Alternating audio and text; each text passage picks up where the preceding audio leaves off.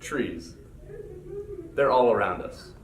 Some are tall and skinny, others are short and wide. Some bless us with apples and oranges, while some curse us with pine cones, the devil's playthings.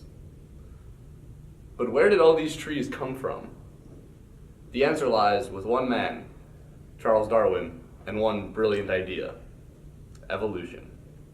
Darwin, or as you might know him, Science Jesus, theorized that every living thing, from humans to sea cucumbers to aardvarks, evolved from a single tree. The name of that tree? The tree of life.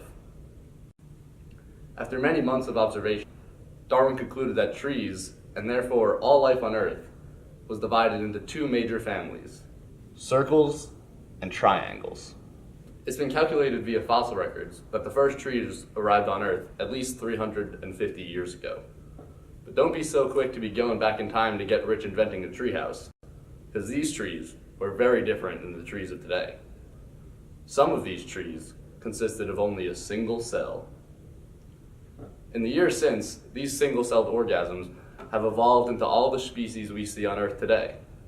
The most significant evolutionary event for the division into circles and triangles came during our most recent ice age. Near the North and South poles, the trees became buried in ice and snow. In order to survive, they had to change their shape to become incredibly pointy so they could poke through the thick ice. The trees that couldn't adapt died horrible, horrible deaths.